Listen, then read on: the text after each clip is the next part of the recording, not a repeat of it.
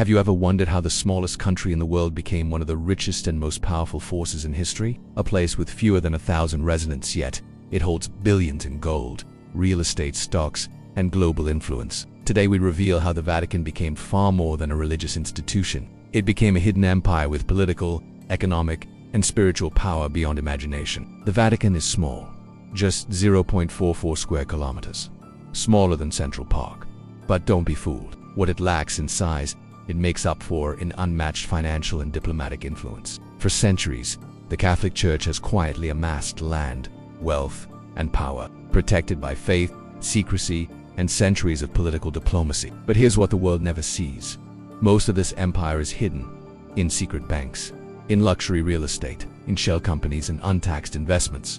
Today, we crack open the vault, and what's inside may change the way you see religion forever. In 1929, the Vatican became an official sovereign state through the Lateran Treaty, signed by Benito Mussolini and Pope Pius XI in exchange for recognition. Italy paid the Church the modern equivalent of $1.7 billion and granted it full tax exemption, legal independence, and diplomatic status. From that moment forward, the Vatican was not just a church, it was a nation with embassies, a passport, and a financial strategy built for global expansion. The Vatican's bank is officially known as the Institute for the Works of Religion. Created in 1942, its mission was to fund religious efforts. But over time it became a financial black hole, involved in scandals, mafia ties, and international money laundering.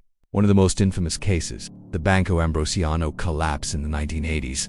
Over $1.3 billion disappeared. The chairman, Roberto Calvi, nicknamed God's banker, was found hanged under Blackfriars Bridge in London. Official cause suicide. But many believe it was a mafia execution, tied to Vatican secrets too dangerous to expose. In 2021, the Vatican officially declared ownership of over 5,100 properties worldwide.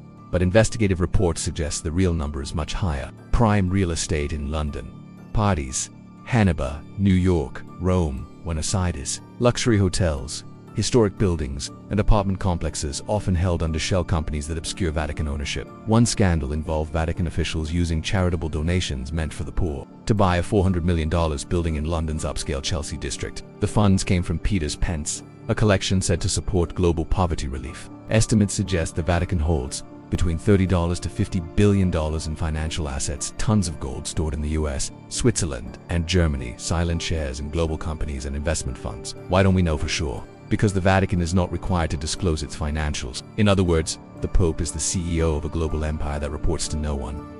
And when scandals emerge, they are quietly contained, rarely punished. The Vatican holds diplomatic relations with nearly every country on Earth.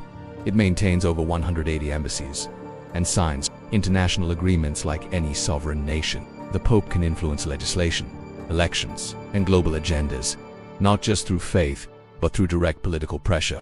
In some countries, the Vatican has been more influential than national parliaments. What happens inside Vatican City is largely shielded from the world. Financial reports are partial and internal. Its gold is held in private vaults.